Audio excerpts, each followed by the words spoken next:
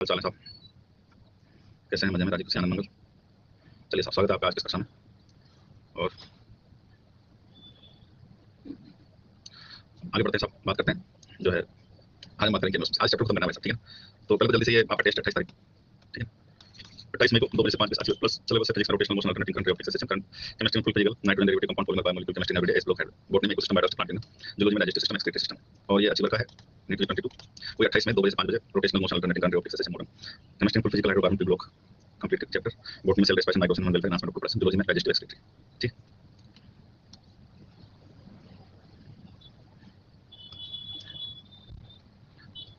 चलो आ जाओ। अरे भाई प्रेम तो तो कुछ कहीं नहीं है, ठीक है ना। अभी आप अपने प्राइम ध्यान लगे, ठीक। चलिए अब हम बात करें केमिकल ऑस्मोटिक थ्योरी। देखो भाई साहब, केमिकल ऑस्मोटिक थ्योरी की हम बात कर रहे हैं, सब लोग ध्यान दें, बहुत मजेदार चीज है। ऑक्सीडेशन, टर्मिनल ऑक्सीडेशन रिड्यूस, सब लोग ध्यान देना।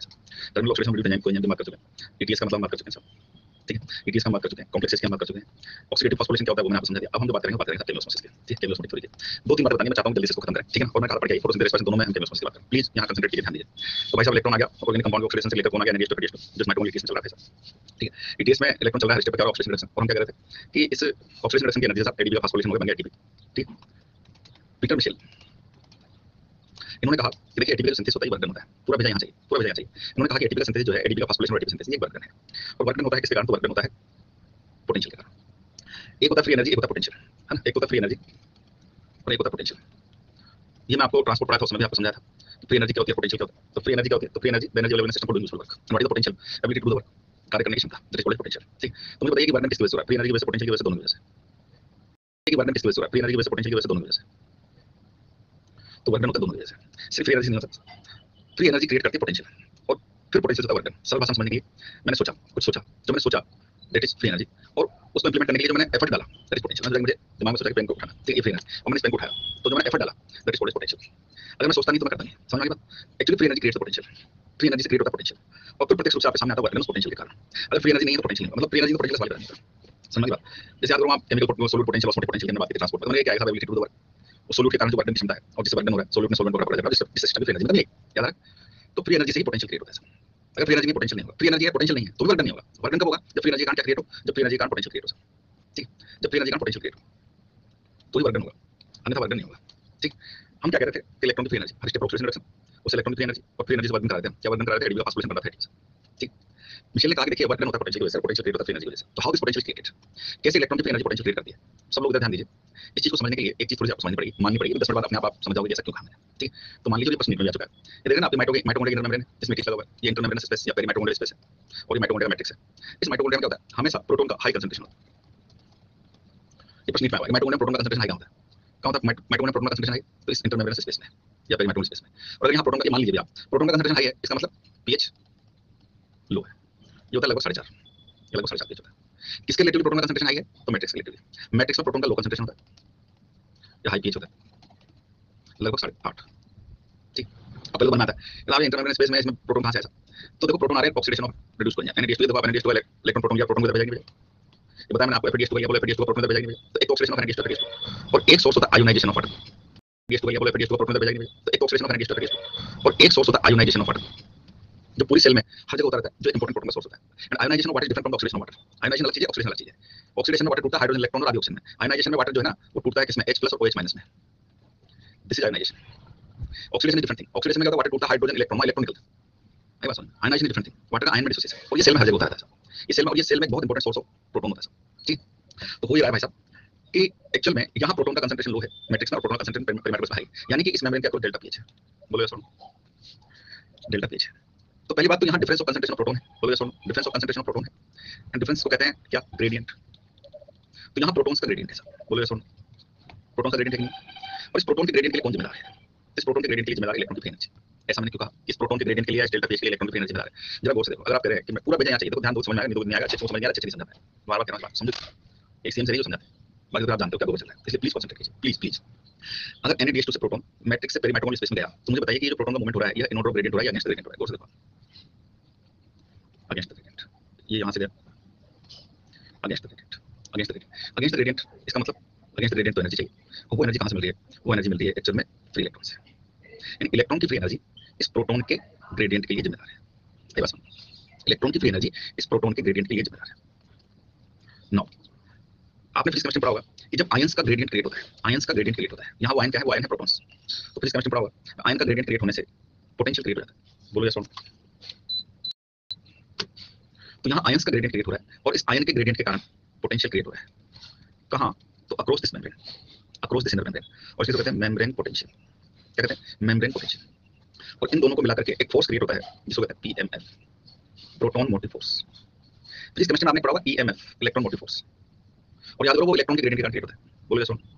तो यहाँ ईएमएफ क्रिएट हो रहा है, यहाँ क्या क्रिएट हो रहा है, यहाँ क्रिएट हो रहा है पीएमएफ, प्रोटॉन मोटिव फोर्स, या इसी को कहते हैं ईसीजी। ईसीजी मतलब इलेक्ट्रोकेमिकल ग्रेडियंट, पीएमएफ या इलेक्ट्रोकेमिकल ग्रेडियंट। और उसके लिए कौन जिम्मेदार है? तो ये इलेक्ट्रॉन की फ्री एनर्जी। तो अब मुझे बताइए, अगर मैं आपसे कहूँ पीएमएफ समझ में आ गया, पीएमएफ समझ में आ गया, पीएमएफ क्या चीज है? ठीक है, तो अगर मैं आपसे कहूँ कि यहाँ इस माइटोकॉन्ड्रिया में ये प्रोटॉन मोटिव फोर्स पीएमएफ किधर हाई है, इंटरमेम्ब्रेनस स्पेस में या मैट्रिक्स में? इंटरमेम्ब्रेनस स्पेस में। मैं देखो जहाँ प्रोटॉन ज्यादा होगा, जहाँ प्रोटॉन ज्यादा होगा वहीं पीएमएफ ज्यादा होगा। ठीक, तो ऑब्वियस सी बात है यहाँ पीएमएफ हाई है, तो पेरीमेट्रिकल स्पेस इंटरमेम्ब्रेनस स्पेस में होता है हाई पीएमएफ। यूं समझिए कि इस मेम्ब्रेन के अक्रॉस करंट दौड़ रहा है साहब, और ये हाई पीएमएफ क्या करता है? तो ये हाई पीएमएफ प्रोटॉन को पुश करता है, प्रोटॉन को धकेलता है। किधर की तरफ धकेलता है? ये धकेलता है साहब मैट्रिक्स की तरफ। ठीक, लेकिन आप जानते हैं मेम्ब्रेन तो इम्परमेबल है, मेम्ब्रेन तो प्रोटॉन के लिए इम्परमेबल है। तो फिर यह जो प्रोटॉन है जिनको पुश किया जा रहा है किसके द्वारा? पीएमएफ के द्वारा। तो किधर है हाई? जो इंटरमेम्ब्रेनस स्पेस में हाई है। तो यह प्रोटॉन इस मेम्ब्रेन को क्रॉस करके अगर मैट्रिक्स की तरफ आएंगे तो कहां से? तो बताया मैंने F0F1 पार्टिकल का जो बेस होता है ये प्रोटॉन टनल का काम करता है। ठीक, इन प्रोटॉन्स को धकेला जा रहा है किसके द्वारा? पीएमएफ के द्वारा। ठीक, ये जो पोटेंशियल है ये पीएमएफ है, ये पोटेंशियल ये पीएमएफ इनको पुश कर रहा है। तो ये प्रोटॉन मूव करेंगे मैट्रिक्स की तरफ, कहां से कहां? पेरीमेट्रिकल स्पेस से मैट्रिक्स। अब जरा गौर से देखिए, अगर मान लीजिए प्रोटॉन इस पेरीमेट्रोकॉन्ड्रियल स्पेस से मैट्रिक्स की तरफ आ रहा है तो this movement of proton is in order of gradient against the gradient, in order of gradient. बोलो यस और नो। हाई से लो जा रहा है, इन order of gradient. In order of gradient अगर ये मूवमेंट हो रहा है तो क्या हम इसको प्रोटॉन का डिफ्यूजन कह सकते हैं? इन ऑर्डर ऑफ ग्रेडियंट का डिफ्यूजन हो रहा है नहीं हो रहा? तो ये प्रोटॉन का डिफ्यूजन है कि नहीं? अब मुझे बताओ, क्या ये जो प्रोटॉन का डिफ्यूजन हो रहा है यह प्रोटॉन का diffusion across a semi selective permeable membrane हो रहा है? तो जब डिफ्यूजन होता है across the semi selective permeable membrane तो उसको क्या कहते हैं? ऑस्मोसिस। तो क्या यह जो मूवमेंट है प्रोटॉन का यह ऑस्मोसिस है क्या? क्या यह किसी केमिकल का ऑस्मोसिस है क्या? And that's why this movement of proton from intermembrane space to matrix is called as chemiosmosis. समझ बात? Why this is called as chemiosmotic theory, this movement of proton is chemiosmosis. अभी जनता को ये नहीं पता इसको थ्योरी को केमिओस्मोसिस क्यों कहते हैं, केमिओस्मोटिक थ्योरी क्यों कहते हैं? बताओ। यहाँ ये जितने लोग पहली बार पढ़ रहे हैं ना उनको जिंदगी में पहली बार समझ में आया कि why this is called as chemiosmosis. पढ़ लो कहीं भी, जितने लोग पढ़ रहे हैं उनको ये नहीं पता why this is called as chemiosmotic theory. ठीक है, तो अब आपको समझ आ गया कि why this is called as केमिओस्मोसिस।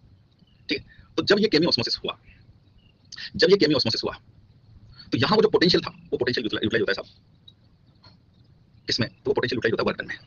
इसके कारण क्या होता है भाई साहब? इसके कारण ये होता है कि ये जो एटीपी सिंथेज है इसके माध्यम में बताया था आपको F0F1 पार्टिकल के माध्यम में एटीपी सिंथेज एंजाइम होता है। तो ये एटीपी सिंथेज एंजाइम एक्टिव होता है, इसके माध्यम में कन्फॉर्मेशनल चेंज आता है और जिससे ये एंजाइम एटीपी सिंथेज एक्टिव होता है। और यह जो पोटेंशियल है जैसे ही यह केमिओस्मोसिस होता है यह पोटेंशियल यूटिलाइज होता है वर्क में, और वो वर्क क्या है? तो वर्क है एडीपी का फास्फोराइलेशन जिससे बनता है एटीपी।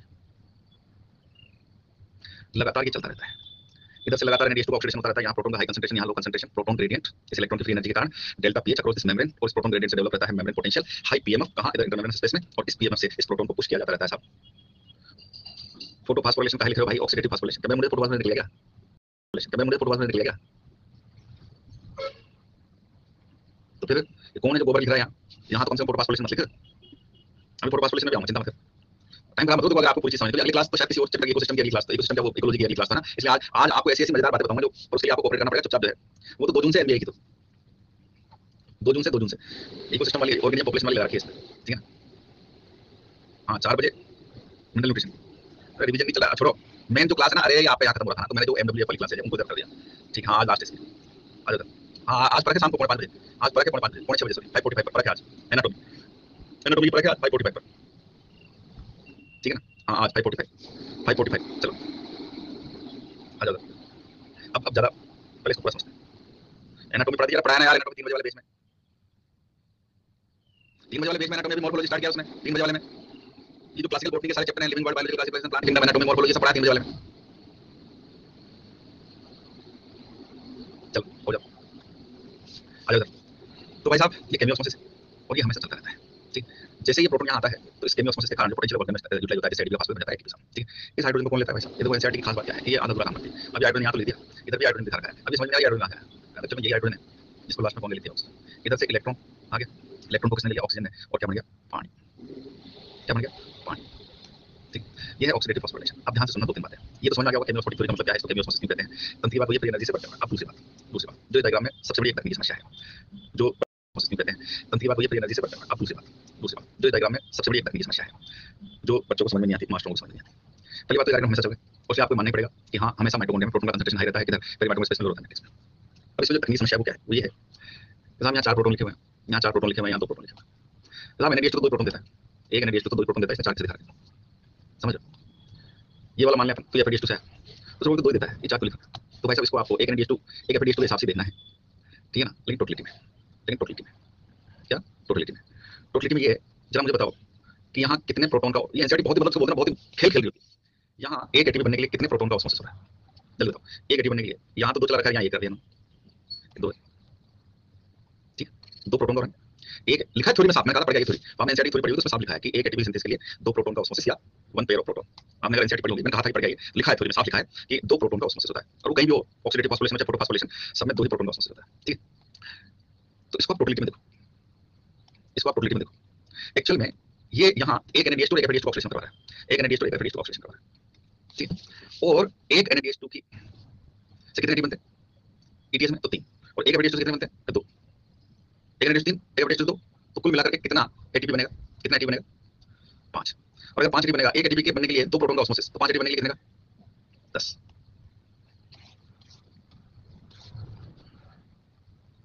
आई बात समझ। इसको टोटलिटी में देखो आप, यहाँ बनता हुआ एक एटीपी दिख रहा है, लेकिन अब ये क्यों, एक NADH2 से 3 क्यों और एक FADH2 से 2 क्यों, ये भी समझाओ। कि जब NADH2 का इलेक्ट्रॉन चला, तो पता है इस NADH2 के इलेक्ट्रॉन की एनर्जी से 3 पेयर ऑफ प्रोटॉन इधर जाएंगे, कितना, 3 पेयर ऑफ प्रोटॉन, यहाँ से जाएगा, यहाँ से जाएगा, और यहाँ से जाएगा। ये देखो, जब इलेक्ट्रॉन यहाँ से चला, तो यहाँ भी अगेंस्ट ग्रेडियंट चला ना, यहाँ से भी इधर गया प्रोटॉन, तो अगेंस्ट ग्रेडियंट गया ना, यहाँ भी गया तो अगेंस्ट ग्रेडियंट गया ना। तो एक NADH2 के इलेक्ट्रॉन की एनर्जी से कितने प्रोटॉन पेयर या कितने प्रोटॉन्स पेरीमेट्रिक स्पेस में जा रहे हैं, 3 पेयर या 3H+, क्योंकि इसका इलेक्ट्रॉन चल रहा है फेमेन से। प्रोटॉन पेयर या कितने प्रोटॉन्स पेरीमेट्रिक स्पेस में जा रहे हैं, 3 पेयर या 3H+, क्योंकि इसका इलेक्ट्रॉन चल रहा है फेमेन से। और जब आप एक FADH2 से बात करोगे, तो एक FADH2 की एनर्जी से कितना पेयर ऑफ प्रोटॉन जाएगा, तो 2 पेयर ऑफ प्रोटॉन, एक तो ये और एक ही। तो वही 3 पेयर जो इलेक्ट्रॉन NADH2 के इलेक्ट्रॉन की एनर्जी से पेरीमेट्रिक, वही तो जाएंगे। तो जब 3 पेयर ऑफ प्रोटॉन का केमी ऑस्मोसिस होगा तो 3 एटीपी बनेंगे, 2 पेयर ऑफ प्रोटॉन का केमी ऑस्मोसिस होगा 2 एटीपी बनेंगे। और इसलिए हम कहते हैं कि एक NADH2 बराबर 3 एटीपी और एक FADH2 बराबर 2 एटीपी। और ये जो है ना, टोटलिटी में लिखा हुआ है साहब। कुल मिलाकर के एक NADH2 एक FADH2 मॉलिक्यूल ऑक्सीडेशन करवा रहा है, और जिससे कुल मिलाकर के 10 प्रोटॉन या 5 पेयर ऑफ प्रोटॉन्स इधर गए, और फिर इन्हीं 5 पेयर ऑफ प्रोटॉन्स का केमी ऑस्मोसिस हुआ, और जिससे बोलो समझ में आएंगे। अब जल्दी से रहमत तो आया नहीं होगा, दिव्यांश तुम भेज दो एनसीईआरटी में जो वो क्या बोलते हैं डायग्राम जो है उसका, फोटोफॉस्फोरिलेशन का जो केमी ऑस्मोसिस है उसका डायग्राम भेज दो जल्दी जल्दी, वो उसमें फॉर्मेट में भेजना बढ़िया वाला। ये तो समझ आ गया होगा आपको, जल्दी फोटोफॉस्फोरिलेशन वाला भेजो, और बोल दिया मैंने। चलो बस आ गया, आगे आ जाओ, आ जाओ, आ जाओ। लास्ट ईयर नीट से पहले एनसीईआरटी में करेक्शन हुआ था ना, इसमें 4H+ से एक एटीपी बना, ऐसा लिखा हुआ था। क्या बोल रहे हो, कौन कर दिया है ये गोबर भैया, अब तो सबके पास, कौन बोल दिया है ये, है कुछ भी, कहाँ लिखा है भाई साहब। और अभी जो सबसे न्यू एडिशन आया है उसमें भी लिखा है।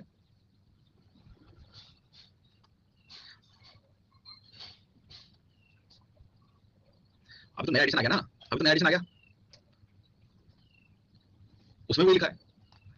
ये क्या, ये सहारा ले रहे हैं एनसीईआरटी का, इनको किसी ने बोला होगा, क्योंकि समझ में आता थोड़ी भाई साहब, ये समझ में थोड़ी आ रहा है इन भाई साहब को। ये जो भाई साहब है जिन्होंने कहा है, जब ये दूसरों से जा पड़े थे ना, इनको कुछ पल्ले थोड़ी पड़ा था उसमें, क्या चल रहा है, दूसरों से जा पड़े थे ना, इनको कुछ पल्ले थोड़ी पड़ा था उसमें, क्या चल रहा है, रियलिटी है। वहां बोल दिया होगा सर ने इनको, ठीक है ना, तो हम बुद्धि लगाते नहीं है भाई साहब,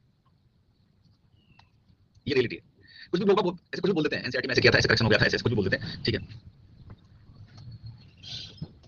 आ जाओ इधर आ जाओ, मैं बात कर रहा हूँ सब केमी ऑस्मोसिस ड्यूरिंग फोटोफॉस्फोराइलेशन, आ जाओ, ये बिल्कुल नया वाला है, आ जाओ, आ जाइए। हम बात करें केमी ऑस्मोसिस ड्यूरिंग फोटोफॉस्फोराइलेशन। अब साहब जब हम फोटोफॉस्फोराइलेशन की बात करते हैं, चलो शुरू हो जाओ भाई साहब, ठीक है, भेज देना बाद में, अभी ध्यान लगाओ, ठीक है ना, चलो भेज देना, आ जाओ, अभी आ जाओ। जब हम फोटोफॉस्फोराइलेशन की बात करते हैं, यहाँ भी एकदम वही होता है जो भी हमने माइटोकॉन्ड्रिया में ऑक्सीडेटिव फास्फोराइलेशन की बात की, ठीक है। लेकिन वहाँ में यहाँ में कुछ अंतर है, क्या अंतर है भाई साहब। सबसे पहला अंतर तो ये है कि माइटोकॉन्ड्रिया में ये जो ऑक्सीडेटिव फास्फोराइलेशन है 24 आवर लाइफ टाइम चलता रहता है। ये न तो कभी शुरू होता है न कभी बंद होता है, ये हमेशा चलता रहता है। लेकिन फोटोफॉस्फोराइलेशन हमेशा नहीं चलता भाई साहब, पता है ना आपको, ये कार्यक्रम दिन में ही चलता है भाई साहब, रात में नहीं चलता साहब, यानी ये बंद भी होता है शुरू भी होता है, पहली बात। और जब दिन में चलता है तो यहाँ जो प्रोटॉन कंसंट्रेशन का डिफरेंस है, तो मैं बताऊँ आपको कि यहाँ प्रोटॉन का कंसंट्रेशन हाई होता है, कहाँ, ये ग्रेनाथाइलिक होता है, तो ल्यूमेनोम ग्रेनाथाइलिक होता है, देखा ये प्रश्न लिखना है। ल्यूमन में H+ हाई है, इसका मतलब pH लो है, और वो कितना होता है, लगभग वही 4.5। और स्ट्रोमा में प्रोटॉन का कंसंट्रेशन लो होता है, यानी pH हाई होता है, लगभग 8.5। यानी कि यहाँ पर भी वही डेल्टा pH इस मेम्ब्रेन के क्रॉस हो रहा है। और ये दिन के समय, ये दिन के समय, ठीक। पहला डिफरेंस तो ये है।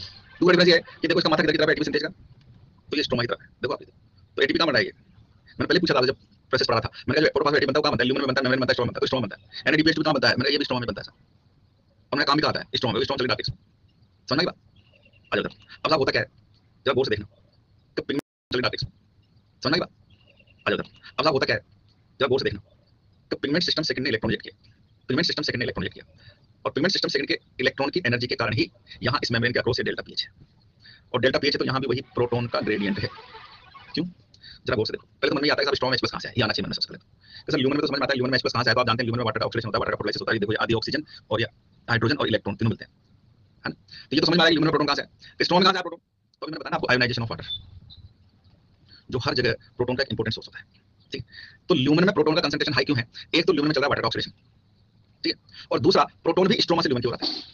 अब स्ट्रोमा से प्रोटॉन ल्यूमन की ओर अगर आता है, एक मिनट के लिए पहले तो समझो आप इसको, तो स्ट्रोमा से अगर प्रोटॉन ल्यूमन की तरफ आ रहा है, तो this moment of proton is in order of gradient और अगेंस्ट द ग्रेडियंट। नयन कुमार बहुत इधर ध्यान दे, आ रहे सीधा ध्यान दो, अगेंस्ट द ग्रेडियंट, और अगेंस्ट द ग्रेडियंट आ रहा है तो भाई साहब इसके लिए चाहिए फ्री एनर्जी, और वो फ्री एनर्जी कौन प्रोवाइड कर रहा है, वो फ्री एनर्जी प्रोवाइड कर रहा है फ्री इलेक्ट्रॉन। और मैंने आपको बताया था कि पिगमेंट सिस्टम सेकंड का प्राइमरी एक्सेप्टर कौन है, प्लास्टोक्विनोन। और ये भी मैंने आपको बताया था कि plastoquinone is not only the carrier of electron but also the carrier of proton, याद आ रहा है, it is the carrier of both. तो हो क्या रहा है कि ये प्लास्टोक्विनोन पिगमेंट सिस्टम सेकंड से तो ले रहा है इलेक्ट्रॉन और स्ट्रोमा से ले रहा है प्रोटॉन, ठीक है, और यह इलेक्ट्रॉन को तो दे रहा है साइटोक्रोम B6 साइटोक्रोम कॉम्प्लेक्स को, और प्रोटॉन को डाल रहा है स्ट्रोमा, ठीक है। इलेक्ट्रॉन को तो दे रहा है किसको, साइटोक्रोम B6 साइटोक्रोम को, और प्रोटॉन को डाल रहा है साहब ल्यूमन स्ट्रोमा से। तो मुझे बताइए कि this moment of proton through the plastoquinone stroma to lumen in order gradient against the gradient, against the gradient, तो भाई साहब लगाना पड़ेगा एनर्जी, एनर्जी कंट्रोल कर रहा है। तो अब आप समझे कि क्यों ल्यूमन में प्रोटॉन का कंसंट्रेशन हाई बना हुआ है, क्योंकि दिन भर एक तो वाटर का ऑक्सीडेशन होता रहेगा, और दूसरा स्ट्रोमा से भी प्रोटॉन ल्यूमन में आता रहेगा, और इसलिए यहाँ ल्यूमन में तो प्रोटॉन का कंसंट्रेशन रहेगा हाई और स्ट्रोमा में रहेगा लो। तो वही इलेक्ट्रॉन की फ्री एनर्जी के कारण इस मेम्ब्रेन के अक्रॉस प्रोटॉन ग्रेडियंट हो गए। इस प्रोटॉन ग्रेडियंट ने क्या यहाँ भी मेम्ब्रेन पोटेंशियल क्रिएट कर दिया कि नहीं कर दिया, फ्री एनर्जी के कारण इस मेम्ब्रेन के अक्रॉस प्रोटॉन ग्रेडियंट हो गए। इस प्रोटॉन ग्रेडियंट ने क्या यहाँ भी मेम्ब्रेन पोटेंशियल क्रिएट कर दिया कि नहीं कर दिया, और इन दोनों को मिलाकर के क्या यहाँ भी पीएमएफ या ईसीजी इलेक्ट्रोकेमिकल ग्रेडियंट क्रिएट हो गया कि नहीं हो गया। अब अगर मैं आपसे कहूं कि इस ल्यूमन में कहां है हाई पीएमएफ, इस सॉरी क्लोरोप्लास्ट में पीएमएफ कहां है हाई, स्ट्रोमा में ल्यूमन में पीएमएफ कहां हाई है, ल्यूमन में स्ट्रोमा में, तो ऑब्वियस बात है हाई पीएमएफ होगा इस ल्यूमन में, क्योंकि यहाँ प्रोटॉन का कंसंट्रेशन है। और वैसे के वैसे यहाँ भी पीएमएफ पुश करता है, धकेलता है किसको, प्रोटॉन को, किधर की तरफ, तो स्ट्रोमा की तरफ। लेकिन वही बात कि मेम्ब्रेन तो इम्परमेबल है प्रोटॉन के लिए, तो फिर यह प्रोटॉन अगर जाएगा मेम्ब्रेन क्रॉस करके ल्यूमन से स्ट्रोमा की तरफ, तो फिर कहां जाएगा, तो वही CF0 CF1 पार्टिकल के आधार से। देखो बहुत स्पष्ट तौर पर डायग्राम दिख रहा है ना, बहुत अच्छे से दिख रहा है। तो अब मुझे बताइए, अगर यह प्रोटॉन ल्यूमन से स्ट्रोमा की ओर जा रहा है, तो this moment of proton is in order of gradient और against the gradient, in order of gradient. तो फिर क्या हम इस प्रोटॉन के मोमेंट को डिफ्यूजन कर सकते हैं क्या यह प्रोटॉन का diffusion across semi selective permeable membrane है क्या, तो क्या यह मोमेंट ऑस्मोसिस है क्या यह किसी केमिकल का ऑस्मोसिस है क्या, and that's why this moment of proton is called as chemical osmosis. और सेम थिंग यहाँ होती है, तो जब ये प्रोटॉन का केमिकल ऑस्मोसिस होता है तो इसके माथे में जो एटीपी सिंथेज वो कॉन्फॉर्मेशनल चेंज आता है, जिससे एटीपी सिंथेज एक्टिव होता है, एटीपी का फास्फोरिलेशन होता है, बन जाता है। और ये देखो लिखा हुआ है high electrochemical gradient to low electrochemical gradient, high ECG to low ECG, high PMF to low PMF, और दिन भर ये कार्यक्रम चलता रहता है। और इस प्रोटॉन को कौन ले लेता है, अब देखो यहाँ भी इन्होंने कोई बदमाशी कर दी, ये नहीं दिखा ये H+ कहाँ से आया। एग्जांपल में क्वेश्चन था, एग्जांपल में क्वेश्चन था, याद करो, मैंने समय आने पर बताऊंगा, जब डिस्कस किया था मैंने, फोटो देगा कहा what is the role of FD NAD reductase, ये एफएनआर मतलब FD NAD reductase in maintaining the proton gradient. तो यही तो है, ये एनएडी रिडक्शन करेगा, इधर से इलेक्ट्रॉन आ गया, इधर से प्रोटॉन आ गया, एनएडी पेस्ट बन गया, एंजाइम एफडी एनएडी रिडक्टेज। इसकी वजह से तो यहाँ ये H+ काम आ गया इधर, और इसलिए यहाँ हमेशा लो H+ बना रहेगा, यहाँ हमेशा हाई H+ बना रहेगा। मजेदार बात है, और आप ये महसूस करेंगे कि हाँ ये इलेक्ट्रॉन की एनर्जी ही है जो इस प्रोटॉन ग्रेडियंट के क्रिएट होने के लिए जिम्मेदार है, जिससे पोटेंशियल मैंने कहा कि free energy responsible for creation of the potential. दिन में ये कार्यक्रम चल रहा है, दिन में ये कार्यक्रम चल रहा है, तो ल्यूमन में प्रोटॉन का कंसंट्रेशन हाई, स्ट्रोमा में लो। अब रात पड़ी साहब, अब रात पड़ी, अब रात पड़ी, तो मुझे बताओ पिगमेंट सिस्टम सेकंड से इलेक्ट्रॉन रिजेक्ट नहीं होगा, ठीक, पिगमेंट सिस्टम सेकंड से इलेक्ट्रॉन रिजेक्ट नहीं होगा, तो वाटर का ऑक्सीडेशन भी नहीं होगा। भाई वाटर का ऑक्सीडेशन कौन जिम्मेदार है, पिगमेंट सिस्टम से। अब अगर वाटर का ऑक्सीडेशन नहीं होगा तो ल्यूमन में प्रोटॉन का कंसंट्रेशन कम होगा, ठीक। इधर स्ट्रोमा से प्रोटॉन आ रहा था ल्यूमन में, इसके कारण इस इलेक्ट्रॉन की फ्री एनर्जी के कारण अगेंस्ट ग्रेडियंट। तो अब जब इलेक्ट्रॉन नहीं चल रहा तो क्या स्ट्रोमा से ल्यूमन में प्रोटॉन आएगा, नहीं। तो भाई साहब जैसे ही लाइट रिएक्शन बंद होगी, ल्यूमन में तो प्रोटॉन का कंसंट्रेशन कम होगा और स्ट्रोमा में बढ़ेगा, और 2 मिनट नहीं लगते ऑलमोस्ट न्यूट्रल पीएच हो जाता है 7, दोनों तरफ न्यूट्रल पीएच ऑलमोस्ट 7। अब जब ऑलमोस्ट 7 पीएच हो गया, बोलो प्रोटॉन ग्रेडियंट खत्म हो गया कि नहीं हो गया, प्रोटॉन ग्रेडियंट खत्म हो गया तो मेम्ब्रेन पोटेंशियल खत्म हो गया, नहीं हो गया? ये पीएमएफ ईसीजी बोलो खत्म हो गया कि नहीं हो गया? कार्यक्रम बंद। और इसलिए रात में लाइट रिएक्शन नहीं चलती, रात में कोई एटीपी नहीं बनता भाई साहब। ठीक ना? फिर दिन होगा, फिर दिन होगा, दिन उगा, सनलाइट आई, सनलाइट आई तो सनलाइट को पिगमेंट सिस्टम सेकंड ने लिया, जैसे ही पिगमेंट सिस्टम सेकंड ने लिया इलेक्ट्रॉन रिजेक्ट हुआ, जैसे ही इलेक्ट्रॉन रिजेक्ट हुआ पिगमेंट सिस्टम सेकंड ने वाटर का ऑपरेशन कर दिया, और जैसे ही वाटर का ऑपरेशन किया तो ल्यूमिनम प्रोटॉन का कंसंट्रेशन हाई। और अब चूंकि इलेक्ट्रॉन नीचे आ गया तो स्ट्रोमा से भी प्रोटॉन ल्यूमिनम आएगा अगेंस्ट द ग्रेडियंट, क्योंकि अब इलेक्ट्रॉन आ गया तो स्ट्रोमा में लो H+ कंसंट्रेशन।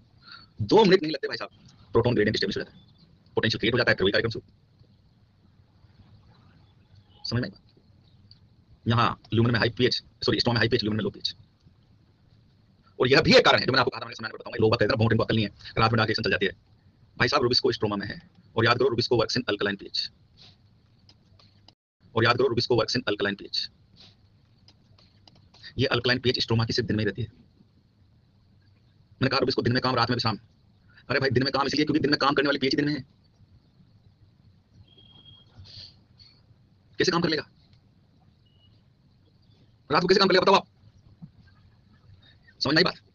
नो, चूंकि यहां पर ये जो हम कहते हैं कि दिन के समय होता है, और अब आपको यहां समझ में आ रहा है ना, आप फील कर पा रहे हैं नहीं कर पा रहे हैं? आप फील कर रहे हैं इस चीज को, क्या फील कर रहे हैं कि भाई साहब इलेक्ट्रॉन की फ्री एनर्जी ही है जो इस प्रोटॉन ग्रेडियंट के बनने के लिए जिम्मेदार है, इस पोटेंशियल की जिम्मेदार है।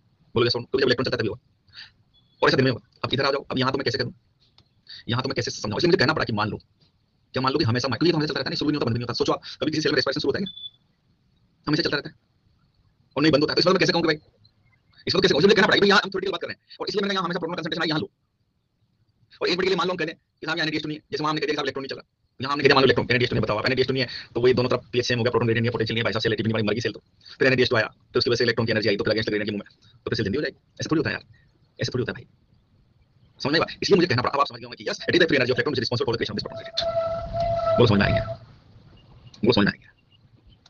ये हो गया साहब the chemiosmosis during the photophosphorylation. एक लाइन, अरे दिव्यांश को पेज नंबर इस डायग्राम के नीचे जो एक पैराग्राफ दिया है वो भी दे दो, उस लाइन को मैं थोड़ा समझा दूं आपको, क्योंकि उसमें बहुत गोबर कर रखा है लोगों ने। ठीक है ना? जल्दी से 1 मिनट दे दो, फिर मैं इससे आगे बढ़ता हूं, मजेदार बात बताता हूं।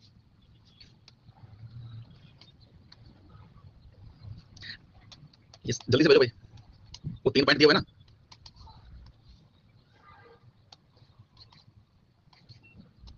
चलो बहुत बढ़िया, थैंक यू। आ जाओ, कोई बात नहीं, वो तो इजी है, कोई बात नहीं, आ जाओ। ये पॉइंट इसमें भी इतना गोबर कर रखा है, जनता नहीं पूछ मत। इसमें बस जरा सा आपको समझना है इस चीज को, अगर आपने ये पूरा डायग्राम समझ लिया तो आपको झटके समझ आ जाएगा कि as electron move through the photosystem, as electron move through the photosystem, इधर नहीं है, as electron move through the photosystem, protons are transported across the membrane. तो मुझे बताइए ये जो कह रहा है कि protons are transported across the membrane, तो प्रोटॉन के मूवमेंट को किधर सीधा बता रहा है? ल्यूमन की तरफ, है ना? स्ट्रोमा से ल्यूमन की तरफ। This happen because the primary acceptor of electron, ऐसा इसलिए होता है स्ट्रोमा से ल्यूमन की तरफ प्रोटॉन इसलिए आता है, this happen because the primary acceptor of electron which is located toward the outer side of membrane. तो भैया located toward the outer side of membrane कौन? Plastoquinone, peripheral protein. इसलिए मैंने कहा कि प्राइमरी इलेक्ट्रॉन एक्सेप्टर प्लास्टोक्लिन है। Transfer its electron not to an electron carrier but to an hydrogen carrier. बस यहां थोड़ा सा गड़बड़ कर दिया ना, इस लाइन को करेक्ट कर लो। Transfer its electron not to an electron carrier but to an hydrogen carrier, इसके लिए कर लो is not only carrier of electron but also the carrier of proton. Not only the carrier of electron but also the carrier of proton. Not only carrier of electron but also the carrier of proton. और जब आप ये कर लेते हैं यहां से ये पढ़ें, the private acceptor of electron is located outside of membrane is not only carrier of electron but also the carrier of electron. Hence this molecule, अब आपको एक लाइन में, hence this molecule, कौन this molecule? Plastoquinone removes a proton from the stroma, removes a proton from stroma, क्योंकि proton का carrier है. Hence this molecule removes a proton from stroma while transporting an electron. In electron proton दोनों transfer कर रहा है, ये कह रहा है ये लाइन, ये लाइन तभी समझ में आती है। When this molecule passes on its electron to an electron carrier on the inner side of the membrane, तो इलेक्ट्रॉन तो किसको दे रहा है? ऐसे carrier को जो inner side of membrane, intrinsic protein है, inside cytochrome, cytochrome है, the proton is released into the inner side of lumen side of the membrane, और प्रोटॉन को रिलीज कर देता है lumen side। समझिए भाई साहब, बस इस लाइन में इतना सा ही आपको करना है, बाकी सब वही है जो मैंने अभी समझाया, आप आगे पढ़ लीजिए, पढ़ लिया होगा आपने, सब समझ में आएगा, कोई दिक्कत नहीं है सब। हाँ ये ठीक है, वन लाइनर्स का क्या होता होगा, तो सोचो यार, मैं तो मुझे तो बड़ा ये क्या मतलब, ये कुछ कुछ कुछ कुछ होता होगा, मतलब ये फोटो कुछ मतलब कैसे, मतलब कैसे, तो कैसे मतलब सोच के देखो आप, ये मतलब कैसे, और कैसे, मैं तो ये बड़ा आश्चर्य लगता है। आवाज अब और मजेदार बात करते हैं। इस बात पर आता है कि ये जो लोग कहते हैं ना, कुछ शर्म नहीं आती नालायकों को, ये वो रट लो, ये खुद रटे हुए हैं, अब कुछ जानते भी नहीं ना, नॉलेज भी नहीं ना सब्जेक्ट की, बाहर पास लोग हैं, ठीक है ना।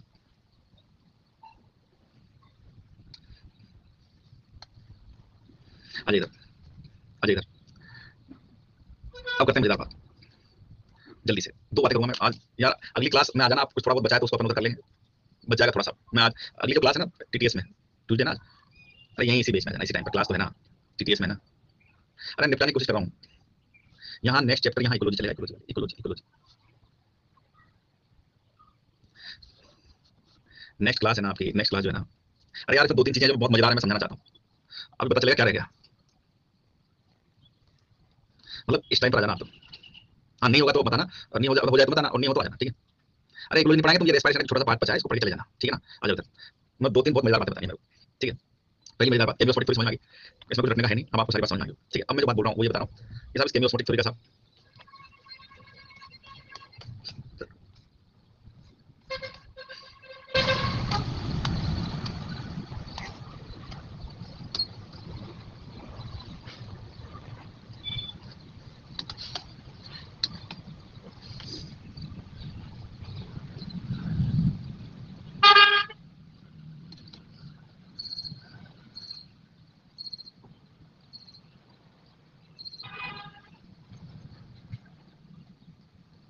इसको थोड़ा ढंग से भेज। हाँ, इसमें 4h+ लिखा हुआ है, इसको थोड़ा ढंग से भेज। इसको थोड़ा, नए एडिशन में तो 2h+ लिखा हुआ है, इसको ढंग से भेज। मैं खोल के जल्दी भेज, टाइम खराब मत कर यार। ये वाला जो देने भेजा है ना, इसको ढंग से भेज, इस वाले पार्ट को, इस वाला समझ में आ रहा है।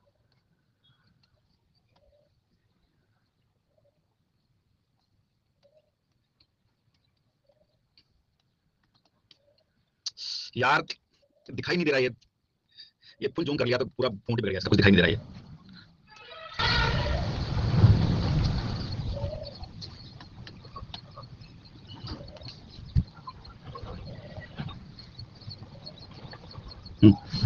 The passage of protons through the channel is coupled to the catalytic site of F1 component of production of ATP. For each ATP produced, 4H+ pass through F0 from the internal space to the magnetic down to the electrochemical. हाँ, इसमें 4 लिखा होता है इसका। हाँ, इधर 2H+ दिखा रहा है ना। अच्छा, अभी जो नया एडिशन है ना, उसमें भी 2 लिखा हुआ है, सब जगह 2 लिखा हुआ है, सब जगह 2 लिखा हुआ है। हाँ, ये हो सकता है कि कुछ गड़बड़ हुआ हो, बाकी मेरे पास भी जो एनसीईआरटी है सब में 2 लिखा हुआ है, सब में 2 ही है, ठीक है। हाँ, चलिए अब हो गया, आ जाओ इधर। एक बहुत मजेदार बात कर रहे हैं। अरे नया एडिशन पीडीएफ से क्या होता है, एडिशन होता है नई चीज, न्यू पीडीएफ। आ जाओ इधर।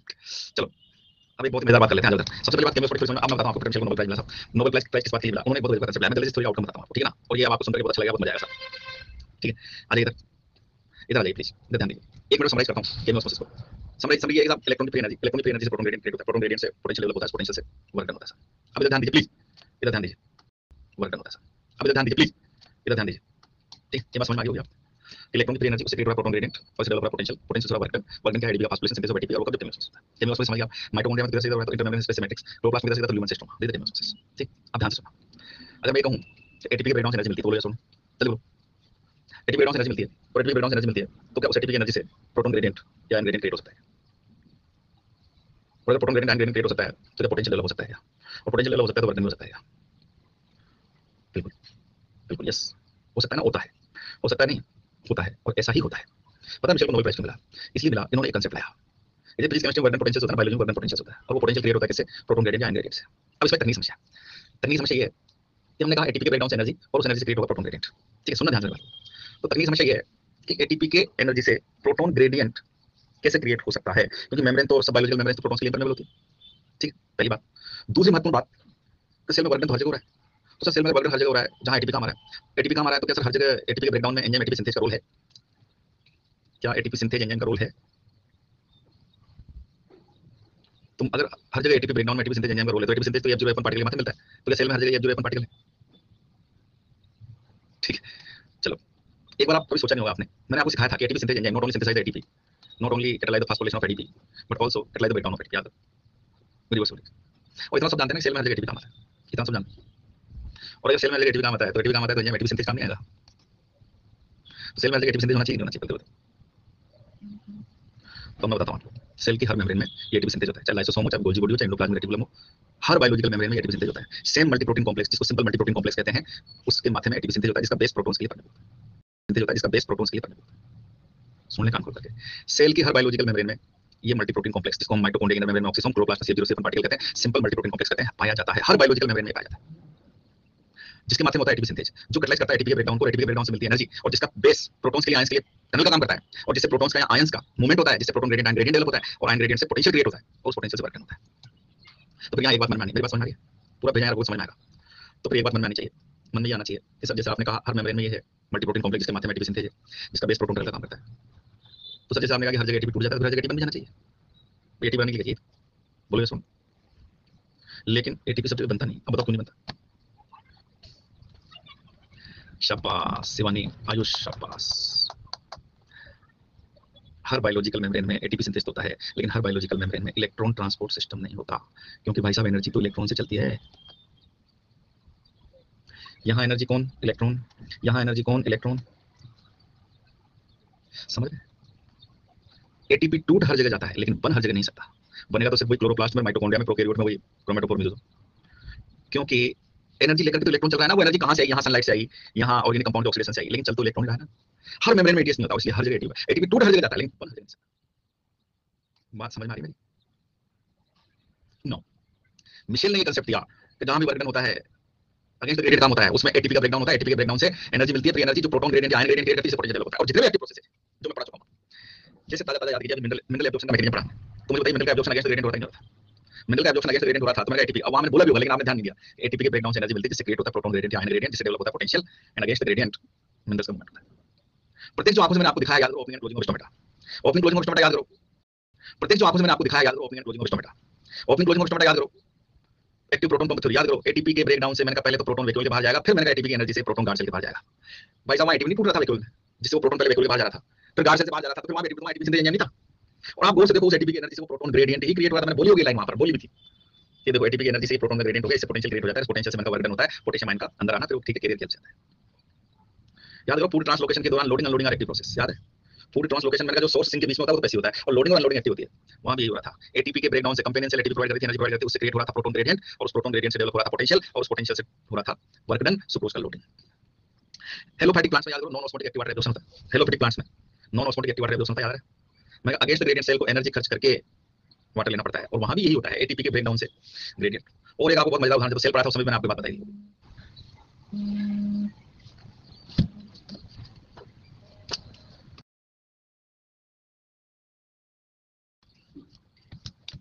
तो भाई साहब याद करो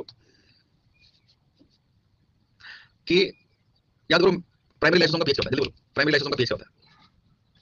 प्राइमरी लाइसोसोम का पीएच न्यूट्रल होता है, सिखाया मैंने आपको। और इसलिए मैंने उसके एंजाइम जो होते हैं वो नेगेटिव होते हैं। जब सेकेंडरी लाइसोसोम हम इसको कहते हैं, तो वो एक्टिव एंजाइम वाला होता है। तो ओमेगा लाइसोसोम की पीएच में चेंज होता है। ये पीएच कैसे चेंज होती है?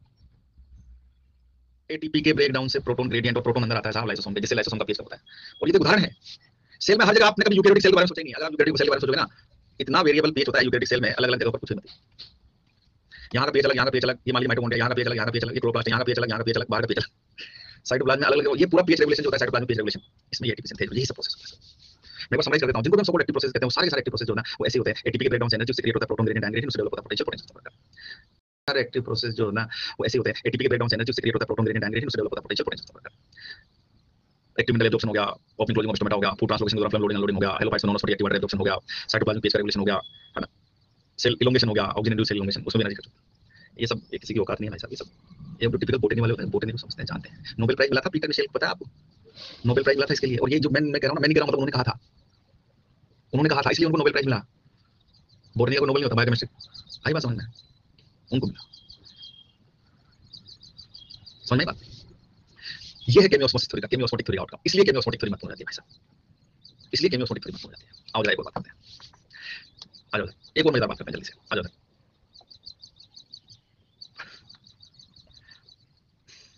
कोई बात नहीं, आ जाओ इधर, आ जाओ। नहीं, जो मेरे से पढ़ लिया एक बार, फिर उसके ये तो तय है, 2-4 क्लास कर ली जिसने मेरे से, फिर तो तय है कि फिर उसको फिर नहीं आएगा समझ में, फिर तो मान कर चलिए कि हाँ आदत लग जाती है मतलब। हाँ आ जाइए इधर, अब ठीक है, आ जाओ। बहुत ही मजेदार बात कर रहे हैं, बहुत ही मजेदार। आओ इधर, इससे ज्यादा मजा आएगा आपको, इससे ज्यादा मजा आएगा, ठीक है ना? हाँ अरे ठीक है भाई, ठीक है, आ जाओ इधर। लास्ट में हाइड्रोजन इलेक्ट्रॉन यहाँ माइटोकॉन्ड्रिया केस में किसने ले लिया भाई साहब? ये हाइड्रोजन इलेक्ट्रॉन किसने ले लिया? ऑक्सीजन, है ना? और क्या बन गया? पानी। क्या बन गया? पानी। अगर आपसे मैं पूछूं कि ये जो हाइड्रोजन इलेक्ट्रॉन जिसको ऑक्सीजन ने लास्ट में ले लिया, ये हाइड्रोजन इलेक्ट्रॉन कहां से आया था?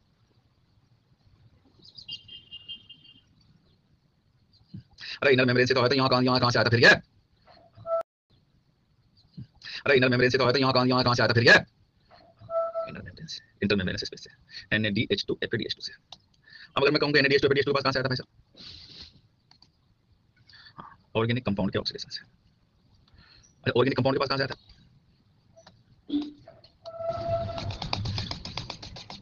अरे गोबर,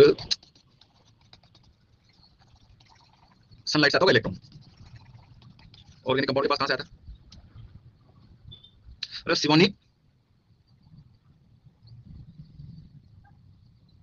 ऑर्गेनिक कंपाउंड के पास रिडक्शन से, तो वो रिडक्शन के लिए जो इलेक्ट्रॉन दिया था ऑर्गेनिक कंपाउंड को किसने दिया था? NADPH2 के पास कहां से आया था? पानी से। और एक छोटी सी कहानी सुनाता हूं, कहानी सुनोगे? आ जाओ। ये एक लीफ है, लीफ क्या है? लीफ है, ठीक है।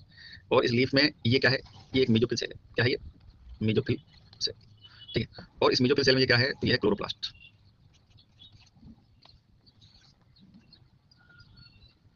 ये माइटोकॉन्ड्रिया। आ जाओ, ठीक है। आ जाओ, आइए जरा आपको इलेक्ट्रॉन की यात्रा से रूबरू कराते हैं। अभी जो मैंने आपसे सवाल पूछा कि ईटीएस में, माइटोकॉन्ड्रिया ईटीएस में लास्ट में जो हाइड्रोजन इलेक्ट्रॉन ऑक्सीजन ले लिया, वो कहां से आया? तो आपने कहा रेड्यूस किया नेगेटिव रेडियस। फिर मैंने पूछा नेगेटिव रेडियस के पास कहां से आया? तो ऑर्गेनिक कंपाउंड के ऑक्सीडेशन से। ऑर्गेनिक कंपाउंड के पास कहां से आया? तो ऑर्गेनिक कंपाउंड के पास आया साहब वाटर के ऑक्सीडेशन से। एक्चुअली में इलेक्ट्रॉन की जो जर्नी है वो यहां से शुरू होती है। क्लोरोप्लास्ट के लुमिनो ग्रेना थाइलेकोइड से इलेक्ट्रॉन निकला भगवान की कृपा को लेकर। भगवान की कृपा यानी लाइट एनर्जी। इलेक्ट्रॉन निकला किसका? पानी का। इलेक्ट्रॉन किसका निकला? पानी का। और वो पानी का इलेक्ट्रॉन निकला भगवान की कृपा को लेकर के। बोलो यस। इस इलेक्ट्रॉन ने जो निकला पानी से भगवान की कृपा को लेकर के, लाइट एनर्जी को कंजर्व किया किसमें? एटीपी एंड NADPH2 में। बोलो यस। अगर मैं कहूं एटीपी NADPH2 में एनर्जी कंजर्व की, तो किसने की? उस इलेक्ट्रॉन ने जो निकला था पानी से भगवान की कृपा को लेकर, लाइट एनर्जी। ठीक है। कहां बना एटीपी NADPH2? क्लोरोप्लास्ट के स्ट्रोमा में। काम भी कहां? आगे स्ट्रोमा में। और क्या बन गया? ग्लूकोज। अगर मैं कहूं ग्लूकोज में एनर्जी कंजर्व है, तो बोलो यस। किसने कंजर्व की? उस इलेक्ट्रॉन ने जो निकला था पानी से भगवान की कृपा को। बोलो यस। क्लोरोप्लास्ट के बाहर ग्लूकोज है, साइटोप्लाज्म। इस सेल को इस ग्लूकोज की जरूरत थी। इसने चलाया ग्लाइकोलाइसिस, आयरन इलेक्ट्रॉन निकलना शुरू हो गया, NADH2, और ये बन गया पायरुवेट एसिड। ग्लूकोज की एनर्जी आयरन इलेक्ट्रॉन पे निकलना शुरू हो गया, NADH2 बन गया, ATP बन गया, ग्लाइकोलाइसिस। ये पायरुवेट एसिड चला गया कहां? मैट्रिक्स में। Link reaction, Krebs cycle. Hydrogen electron निकल गए सारे सारे। अब इसके पास आ गया NADH2 के पास। बोलो आगे नहीं आगे? आगे NADH2 के पास। NADH2 का टर्मिनल ऑक्सीजन कहां हुआ? माइटोकॉन्ड्रियल केस में। माइटोकॉन्ड्रियल केस में NADH2 का टर्मिनल ऑक्सीजन हुआ, तो फिर उस हाइड्रोजन इलेक्ट्रॉन को लास्ट में किसने ले लिया? ऑक्सीजन ने। और क्या बन गया? कहां से चला था? पानी से। वापस क्या बन गया? पानी। और ये कहीं हो गया तो इधर देखो से यार, मतलब ये तो एक सेल है, ये मेसोफिल सेल, ये फोटोसिंथेसिस। कितनी छोटी सी जर्नी निकली है ना? इलेक्ट्रॉन की जर्नी कितनी छोटी सी है ना। यहाँ क्लोरोप्लास्ट के ल्यूमन की ग्रेना थाइलेकोइड के ल्यूमन से भाई साहब जो है पानी का इलेक्ट्रॉन निकला भगवान की कृपा को लेकर के, और इधर आकर के वापस माइटोकॉन्ड्रियल केस में आकर के पानी बन गया भाई साहब। ठीक है, एक तो ये है। ठीक है, एक तो ये है। ये तो कहानी का एक पहलू है ना। कितनी छोटी सी जर्नी, मतलब देखो ये एक सेल में होगा क्लोरोप्लास्ट निकला माइटोकॉन्ड्रिया। अब कहानी का दूसरा पहलू देखते हैं। कहानी का दूसरा पहलू देखें, आ जाओ इधर। अब दूसरा पहलू देखते हैं कि साहब प्लांट ने फोटोसिंथेसिस करके एक ही ग्लूकोज बनाया या घना सारा? घना सारा। बताया मैंने आपको इतना सारा इतना सारा इतना सारा इतना सारा कि प्लांट की each and every cell 24 hour respiration कर सके सब। ठीक है, और उसके बाद बच जाए, और बच जाए तो वही तो स्टोर फूड के रूप में रहता है। और जिससे प्लांट की ग्रोथ होती है, बायोमास होता है, स्टोर फूड होता है। बोलिए सोन, बोलिए सोन। ठीक, तो भाई साहब स्टार्च के रूप में वो स्टोर होता है, प्लांट की ग्रोथ होती है, बायोमास होता है। तो अगर मैं कहूं कि प्लांट की बायोमास में एनर्जी कंजर्व है, तो बोलिए सोन। और अगर मैं कहूं कि प्लांट की बायोमास में एनर्जी कंजर्व है, तो इसमें एनर्जी किसने कंजर्व किया? किसने कंजर्व किया? उस इलेक्ट्रॉन ने जो निकला था पानी से भगवान की कृपा को लेकर। बोलिए सोन। और ये बायोमास किसी रूप में हो सकता है। बैंगन मिर्ची आलू टमाटर सेब संतरा नारंगी, बिजली की तरह लोग तो और सेब संतरा गेहूं चावल ज्वार बाजरा मक्का दलिया। बोलो, इन सब के रूप में बायोमास के रूप में एनर्जी कंजर्व रहेगी। ये सब प्लांट का बायोमास है और इनके में एनर्जी कंजर्व रहेगी। अगर मैं कहूं कि इसमें एनर्जी किसने कंजर्व की, तो उस इलेक्ट्रॉन ने जो निकला था पानी से भगवान की कृपा को लेकर। बोलो सोन। ये बायोमास हरी घास के रूप में हो सकता है, हरी घास के रूप में। ठीक है, और इस हरी घास को खा गया कौन? हिरण। कौन खा गया? हिरण। अब चूंकि वो जो घास है और हिरण एक जानवर, तो पहले तो उस घास का हिरण के डाइजेस्टिव सिस्टम में क्या हुआ? डाइजेस्टिव सिस्टम में क्या हुआ? Science, hydrolysis. और उस घास में जो भी स्टार्च प्रोटीन फैट्स थे वो ब्रेक डाउन हो गए किसमें? तो glycerol fatty acid glucose amino acid में। डाइजेशन के बाद एब्जॉर्ब हो गए, चले गए सेल में, हिरण की सेल में।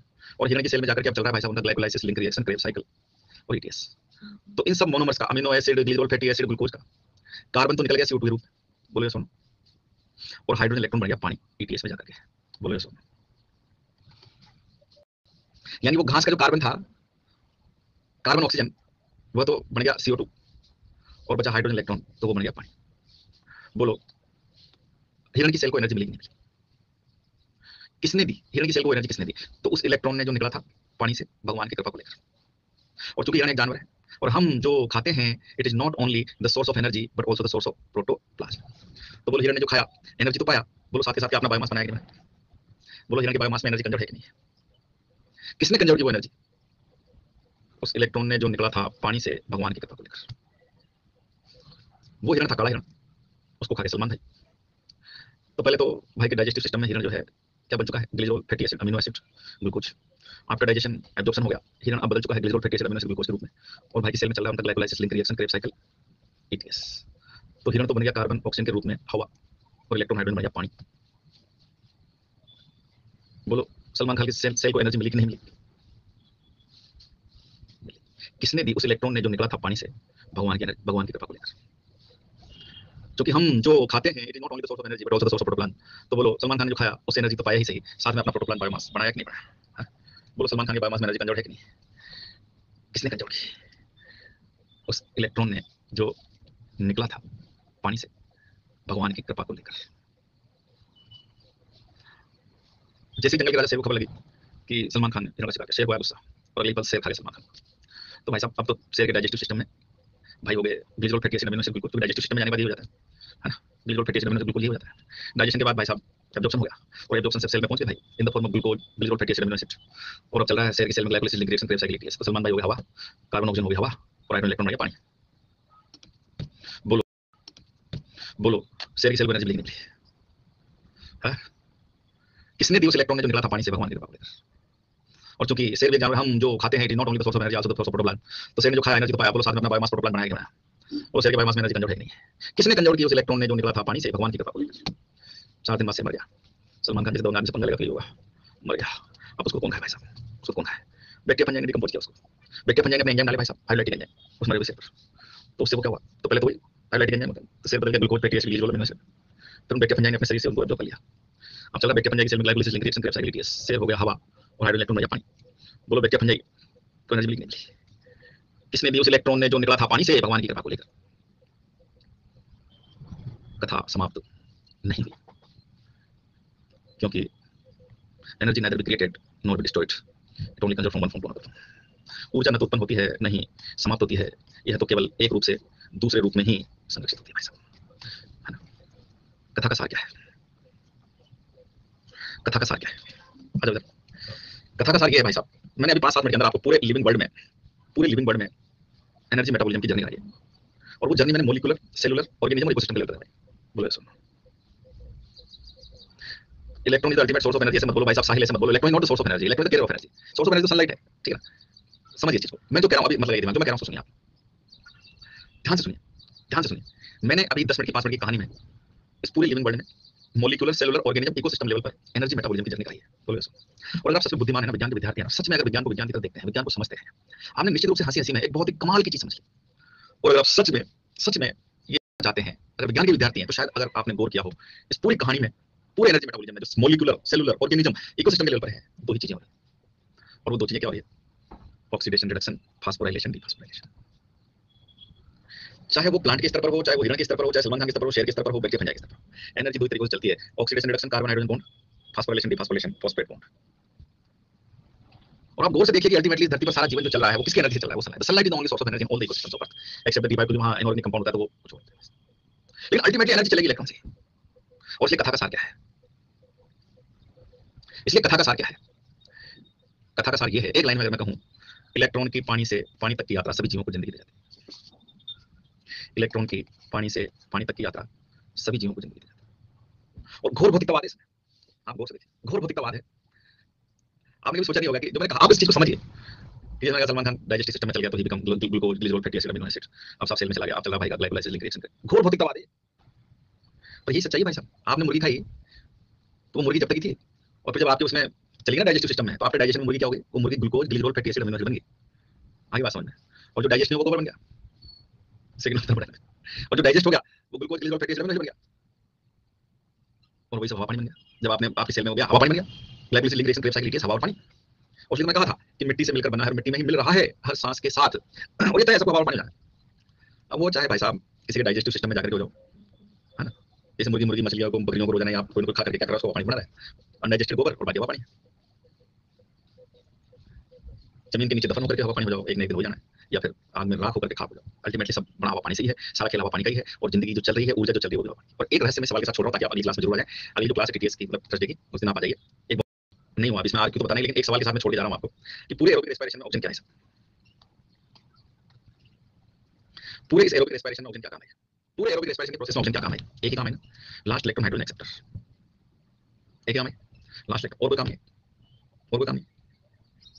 फिर आपने क्रेब साइकिल को एरोबिक प्रोसेस क्यों कहा? Why this Krebs cycle is called aerobic process?